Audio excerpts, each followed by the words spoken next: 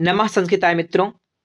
तो आइए आज मैं आपको इलाहाबाद विश्वविद्यालय और उसके जितने भी संबंधित महाविद्यालय हैं, चाहे आपका सीएमपी डिग्री कॉलेज हो, इलाहाबाद डिग्री कॉलेज हो, आर्य कन्या डिग्री कॉलेज हो, ईश्वरसन डिग्री कॉलेज हो, जितने भी संबंधित कॉलेज हैं वो सभी विद्यार्थी ध्यान से इस वीडियो को पूरा देखिए, ताकि आपका एक भी डाउट नहीं बचेगा। पूरा एक एक चीज अच्छे से समझ जाएंगे, कहीं किसी से पूछने की जरूरत नहीं पड़ेगी। विश्वास मानिए, मैं आपको जो बता रहा हूं बिल्कुल गौर से इस बात को सुन लीजिए।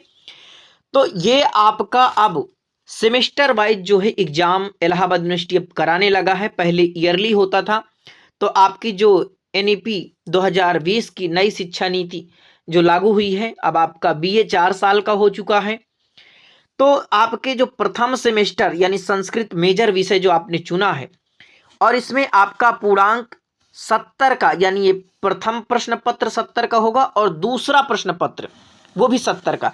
तो कुल पूर्णांक आपका 140 का हो जाएगा, और आंतरिक मूल्यांकन आपका 30 का ये प्रथम का हो जाएगा और 30 का सेकंड का हो जाएगा, यानी 60 का ये, यानी 200 नंबर आपके पूरे हो गए। 200 नंबर का पूरा हो गया। इतना आपने समझ लिया। अच्छा, तो ये प्रथम प्रश्न पत्र में यानी सेक्शन 1 में किस प्रकार से आपको करना है 70 नंबर का। तो देखिए, आपको 1.5 घंटा समय मिलेगा। दोनों पेपर करने के लिए 3 घंटा समय मिलेगा। दोनों पेपर यानी सेक्शन 1 को और सेक्शन बी को, सेक्शन ए और सेक्शन बी। तो सेक्शन 1 3 घंटा का जो आपका ये समय निर्धारित किया गया है वो इस तरह बांटा गया है। देखिए, 1.5 घंटा समय में आपको क्या क्या करना है। पहले आपको इसको पढ़ लेना है ध्यान से। अधोलिखित उपखंड से कुल 4 प्रश्नों के उत्तर दें। प्रत्येक उपखंड से एक प्रश्न आपको करना है। कितना? एक प्रश्न करना है। चलिए, तो यहां पर 3 उपखंड दिए हैं, आ, बा और सा। ठीक है, और अभी कहा है कि प्रत्येक उपखंड से एक प्रश्न करना है और कुल 4 प्रश्न करना है।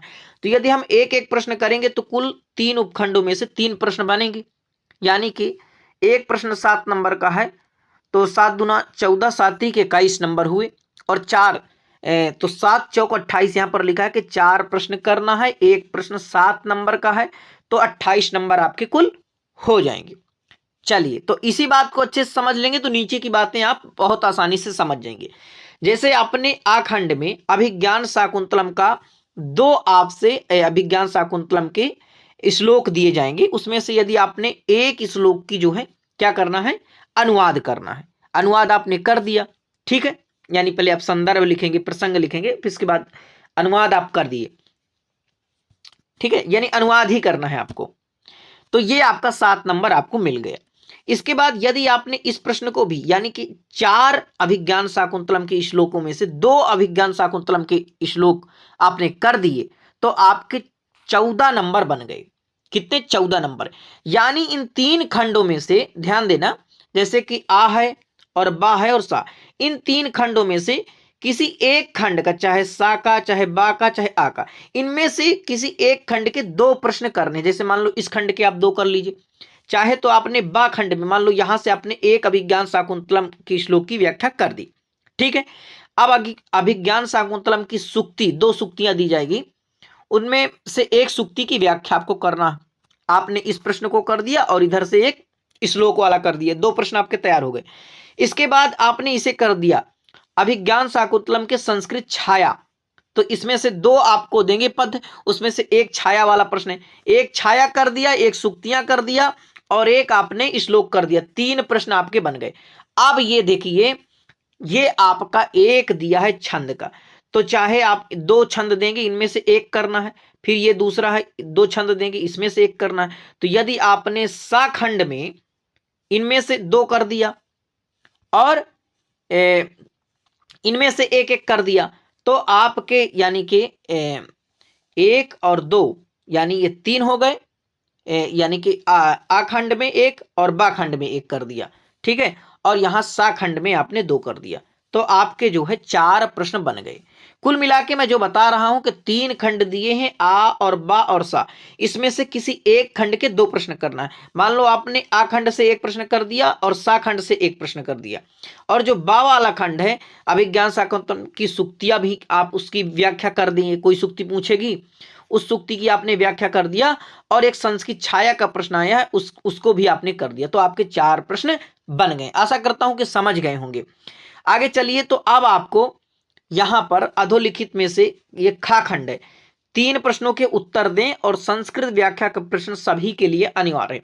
तो ये वाला अभिज्ञान प्रसंग और संस्कृत व्याख्या अभिज्ञान शाकुंतलम पूछे गए 2 पद्यों में से एक का आपको करना है, यानी 2 अभिज्ञान शाकुंतलम के श्लोक देंगे, उसमें से एक श्लोक की संस्कृत में आपको व्याख्या करना है। यह प्रश्न सभी विद्यार्थियों के लिए समान रहेगा। अब यहां पर ये देखिए, अब आपसे 3 प्रश्न करना है, तो अधोलिखित में से किन्हीं 3 प्रश्नों के उत्तर दें, और ये वाला आपका अनिवार्य है। तो ये आपका 14 नंबर इधर हो गया, और ये आपको 3 प्रश्न करना है, तो 14 त्रिक का 42 हो जाएगा। ठीक है, 14 त्रिक का ये 42 हो जाएगा, तो आपके 3 प्रश्न पूरे हो जाएंगे। 14 नंबर इधर से मिल जाएगा, आपने ये तो आपको करना ही करना है। अब इनमें से चाहे समालोचनात्मक प्रश्न पूछे गए 2 प्रश्नों में से एक आपको समालोचनात्मक प्रश्न 2 दिए जाएंगे, उसमें से एक अगर आपने कर दिया तो 1 प्रश्न हो गया। या तो आप इसे कर दीजिए, नाट्य शास्त्री परिभाषिक शब्द पूछे गए 3 शब्दों में से एक करना है। ठीक है, तो जो है इसमें से अगर आपने एक कर दिया और एक ये कर दिया, तो 2 प्रश्न ये हो गए और ये आपका 3, बस इतने आपको करना है। तो आप बात इसको अभी और समझ लीजिए अच्छे से। यदि आपने अलंकार कर दिया, अलंकार का उदाहरण स्पष्ट करें, पूछे गए 3 अलंकारों में से 2 अलंकार आपको फिर करने हैं, 2 अलंकार आपने कर दिया तो 14 अंक आपको मिल जाएंगे। श्लोक की संदर्भ और प्रसंग हिंदी में व्याख्या अभिज्ञान शाकुंतलम पूछे गए 2 पद्यों में से एक करना है। तो ये वाला भैया अभिज्ञान, तो यहां पर देखिए संदर्भ और प्रसंग और हिंदी में व्याख्या, तो मैं कहूंगा इसी को, क्योंकि ऊपर वाले जो प्रश्न आपने किया अभिज्ञान शाकुंतलम के जितने श्लोक तैयार कर लेंगे वही आपके लिए फायदेमंद हो जाएंगे। यहां आपको भी मिल जाएगा वही प्रश्न, और यहां भी अभिज्ञान शाकुंतलम की संस्कृत में व्याख्या। तो अभिज्ञान शाकुंतलम को अच्छे से पढ़ लेंगे तो आपके सारे प्रश्न मिल जाएंगे। मान लो आपने अलंकार को नहीं पढ़ा, मान लो आपने छंद को नहीं पढ़ा, तो कोई दिक्कत नहीं है, अभिज्ञान शाकुंतलम को अच्छे से पढ़ा तो एक प्रश्न इसको करेंगे और एक प्रश्न इसको कर लेंगे, और एक चाहे समालोचनात्मक प्रश्न आपने कर लिया, क्योंकि अभिज्ञान शाकुंतलम पढ़े रहेंगे तो आप बिल्कुल बेहतरीन तरीके से आपकी तैयारी हो जाएगी। ठीक है, तो ये रहा देखिए आपका प्रथम प्रश्न पत्र का। अच्छे से आप समझ गए ना? अभी मैं आपको फिर से बता दूंगा, दिक्कत नहीं। अब इसी प्रकार से आपका देखिए प्रथम सेमेस्टर प्रश्न पत्र का आपका कैसा प्रारूप है। ये द्वितीय प्रश्न पत्र है, तो आपके जानते हैं ना, थोड़ा मैं और इसे बड़ा कर देता हूं। आप देखिए, तो 70 भाई हाँ 70 अंक जो है इसमें भी मिलेंगे, 70 का पूर्णांक आपका है। तो ये भी आपको निर्देश पढ़िए कि 1.5 घंटा समय इसमें मिलेगा। निम्नलिखित में से कुल 4 प्रश्नों के उत्तर दें, प्रत्येक उपखंड से एक प्रश्न करना अनिवार्य है। कितना? एक प्रश्न करना अनिवार्य है, और 3 उपखंड दिए हैं। तो पहले मैं इसी बात को समझ रहा था कि भाई 3 उपखंड दिए हैं और कह रहा है कि 4 प्रश्न करना है। तब बाद में जो है गुरुजी से पता चला कि नहीं, अच्छा ये क्या है कि एक खंड के जो है यानी हमें 2 प्रश्न भी कर देना, तभी हमारे 4 प्रश्न पूरे होंगे। तो जैसे किरात अर्जुनियम का अनुवाद, यानी 2 श्लोक आपका आया, तो आपको एक श्लोक की जो है एक श्लोक का अनुवाद करना है। फिर 2 श्लोक दिए जाएंगे, तो इनमें से यदि आपने फिर एक श्लोक की जो है अनुवाद कर दिया, तो 2 श्लोकों की यदि आप अनुवाद कर रहे हैं तो 7 दूना 14 नंबर आपके इधर बन गए। अब आपको 2 प्रश्न आपके हो गए, 2 प्रश्न। ठीक है, अब नीच शतक का अनुवाद 2 श्लोक दिए जाएंगे, एक श्लोक की आपने कर दिया तो आपके 3 प्रश्न हो गए। 4 प्रश्न करना, ध्यान रखना। फिर नीच शतक का एक कर दिया तो जो है आपके जो है ये जो है 28 हो गए। लेकिन यदि आपने पहले आ वाले खंड में आपने 2 अगर कर दिया है तो फिर इसमें से आपको एक करना है और फिर इसमें से आपको एक करना पड़ेगा। ठीक है, इसमें से आपको एक करना पड़ेगा।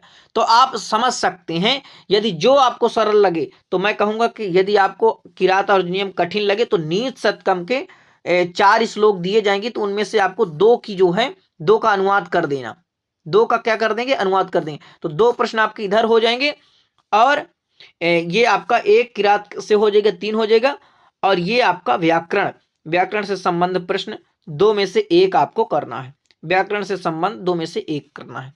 ठीक है, तो समझ गए हैं कि नहीं समझे? फिर से एक बार समझ लीजिए और अच्छे से समझिए, देखिए, क्योंकि ये पहली बार लागू हो रहा है। मान लो 3 खंड है, आ और बा और सा। इनमें से किसी एक खंड के 2 प्रश्न करना है। यदि आपने आ खंड के 2 प्रश्न कर दिए, ठीक है, इसके 2 प्रश्न कर दिए, तो फिर यहां से एक करना है और यहां से करना है। तो एक ये हुआ, एक ये हुआ और 2 ये हुए, 4 प्रश्न पूरे हो गए। मान लो आपने बा खंड को किया, तो इसके आपने दोनों कर दिया, तो फिर एक किरात का करना है और एक व्याकरण का करना है। बात समझ में आई? यदि आपको किरात और नीत थोड़ा कठिन लगे, तो आप व्याकरण आपको सरल लगे, तो व्याकरण के यदि आप 2 प्रश्न कर देते हैं, तो फिर एक यहां से करना, एक यहां से करना है। बात समझ में आई? चारों प्रश्न आपके समझ में आ गए। चलिए और आगे चलते हैं। तो देखिए, अब खा में दिया है, अधोलिखित में से किन्हीं 3 प्रश्नों के उत्तर दीजिए। अंतिम प्रश्न अनिवार्य है, यानी हिंदी से संस्कृत भाषा में अनुवाद 10 वाक्यों में से 7, यानी कि 10 आपके हिंदी के जो है वाक्य दिए रहेंगे, उनमें से आपको उनका अनुवाद करना है। ठीक है, संस्कृत भाषा में उनका अनुवाद करना है। ठीक है, तो एक जो है 2 नंबर का, यानी कि 7 दूनी 14। ठीक है, एक जो है 2 नंबर का आपका अनुवाद रहेगा। तो इनमें से आपको 3 करना है, अंतिम अनिवार्य है। तो ये तो आपको करना करना भैया, अनुवाद वाला सबको करना है। ठीक है, अब यह किरात और नियम की संदर्भ प्रसंग संस्कृत में व्याख्या। ठीक है, 2 उपखंडों में से एक करना है। तो यदि आपको संस्कृत में व्याख्या नहीं आती तो इसे छोड़ दीजिए, कोई बात नहीं। किरात और नियम संदर्भ प्रसंग हिंदी में व्याख्या 2 उपखंडों में से एक करना। तो यदि आपको संस्कृत वाला कठिन लग रहा है तो इसको कर दीजिए। इससे आप करेंगे तो 14 नंबर आपके इसमें मिल जाएंगे। ठीक है, 14 नंबर यहां से मान लो हिंदी वाला मिल गया। किरात और नियम समालोचनात्मक प्रश्न हमारी यूट्यूब में पड़ा हुआ है। 2 प्रश्नों में से एक करना है आपको। क्या करना है? 2 प्रश्नों में से एक करना है। तो भाई 14, यहां से 14 दूना 28 और 14 तीक 42, ये आपके 42 अंक हो गए। 3 प्रश्न करना है।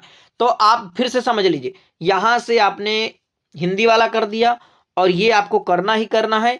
और सूत्र व्याख्या उदाहरण सहित 3 सूत्रों में से 2 करना। यदि आप इसको करते हैं या तो किरात और नियम का समालोचनात्मक प्रश्न करते हैं, तो समालोचनात्मक प्रश्न कर दीजिए और किरात और नियम की हिंदी वाले कर दीजिए। और ये तो आपको सबको करना ही करना। तो ये आपका पूरा जो है प्रथम प्रश्न पत्र और द्वितीय प्रश्न पत्र का पूरा पैटर्न रहा कि किस प्रकार से आपको कितने प्रश्न करना है। आशा करता हूं कि आपके एक एक बात समझ में आई होगी। अगर आपके बात समझ में आई है तो जो भी आपके मित्र हैं उनको भी सही जानकारी देना है और इस चैनल के बारे में बता देना है, उनके पास वीडियो भेज देना है। आप सभी का बहुत बहुत धन्यवाद। यदि आपका कोई भी प्रश्न हो तो आप जरूर कमेंट करिए, मैं आपके प्रश्न का उत्तर देने के लिए बिल्कुल तत्पर हूँ। नमः संस्कृत।